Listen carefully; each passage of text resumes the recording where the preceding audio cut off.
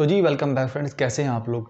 दोस्तों हुआ कुछ यूँ कि पिछले दिनों जो है ना वो मुझे एक मोबाइल पे ना व्हाट्सएप पे ना मैसेज आया। ठीक है, मेरे व्हाट्सएप पे मैसेज आया भाई कि जो है ना मैं एचआर असिस्टेंट मैनेजर बात कर रही हूँ अपवर्क कंपनी से ना।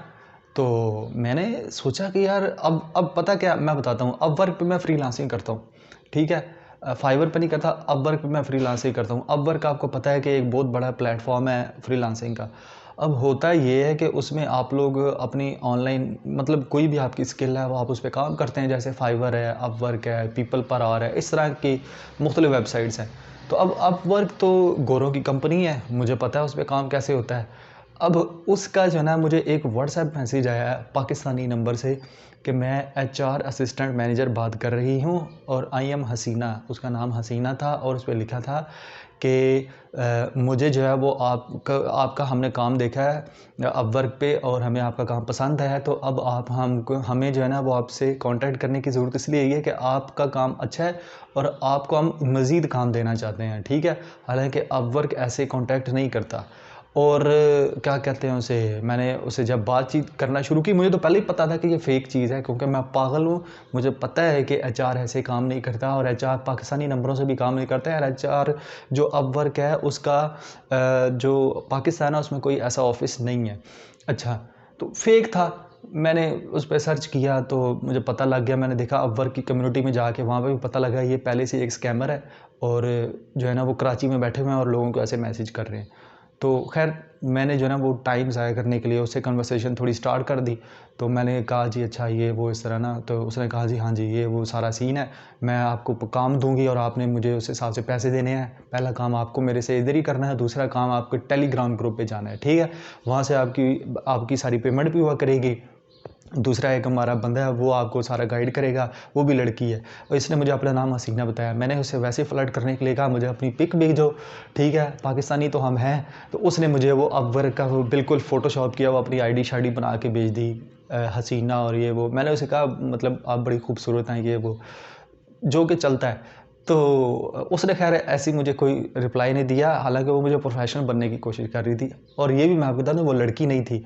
अब उसका मैंने उसका अपना नंबर तो नहीं सेव किया हुआ था अपने मोबाइल पे। तो उसका जो नंबर आ रहा था वो यूनाल्डा टेलर आ रहा था, नाम जो लिखा हुआ आ रहा था व्हाट्सएप के ऊपर। आपको पता है व्हाट्सएप का ये फीचर है। तो और ख़ुद वो हसीना बता रही थी, मतलब ये फेक था।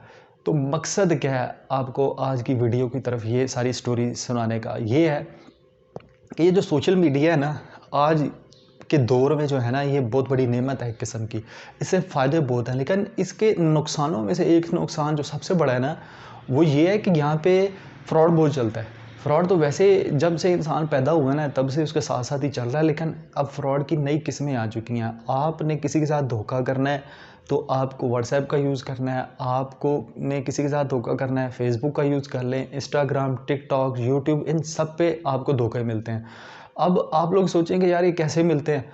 तो जिन लोगों ने ये इतनी बड़ी बड़ी कंपनीज बनाई हैं सोशल मीडिया की, मार्क जुकरबर्ग हो गया, यूट्यूब हो गए, ये जितने भी लोग हैं इन्होंने जो बनाई है व्हाट्सएप वगैरह, इन्होंने तो इंसान की मतलब क्या लें भलाई के लिए बनाई है ना, इंसान की बेहतरी के लिए बनाई थी, कम्युनिकेशन के लिए बनाई है। ठीक है, आपस में कनेक्शन को कम करने के लिए बनाई है। लेकिन क्या है कि हमने ख़ासतौर पर पाकिस्तानियों ने और जो थर्ड वर्ल्ड कंट्रीज़ हैं इन्होंने इसका मिसयूज़ किया।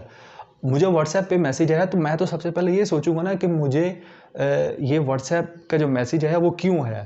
तो होता बेसिकली ये ना कि उसको तो मेरे पास नंबर नहीं है, फिर उन्होंने नंबर कहाँ से लिया।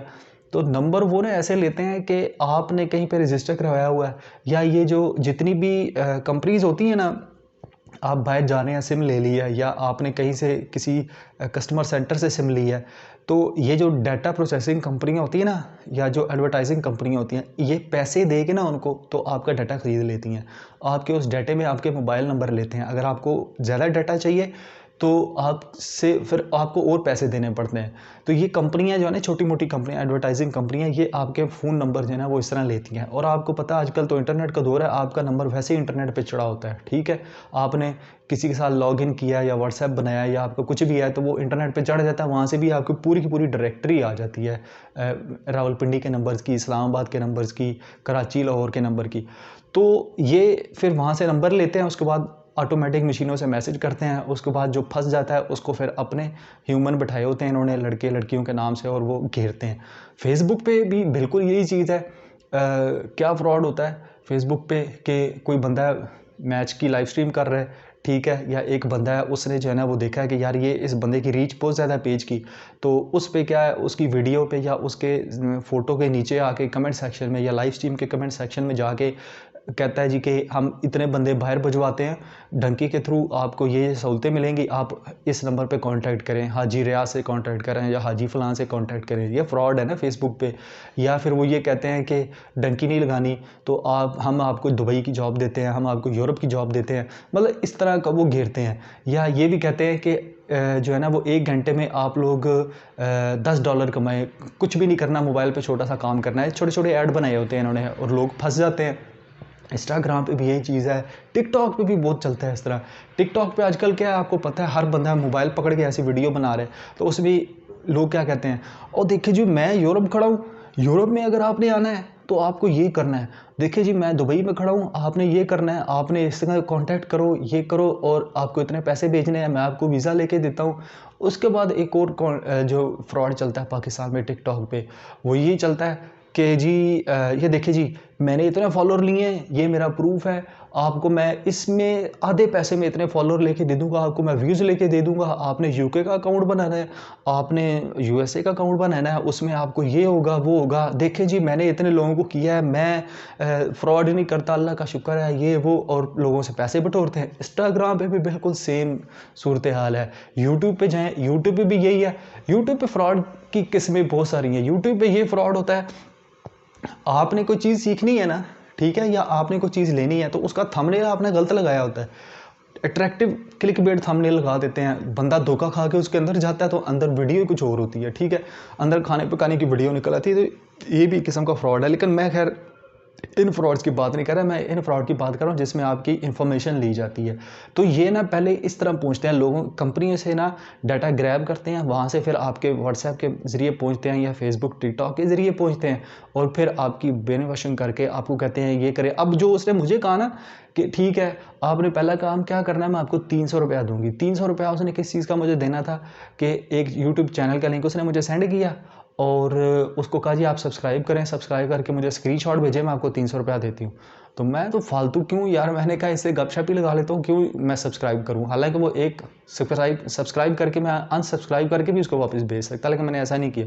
अच्छा, तो उसके बाद वो उन्होंने मुझे कहा जी कि टेलीग्राम पे आप लोग आएँ।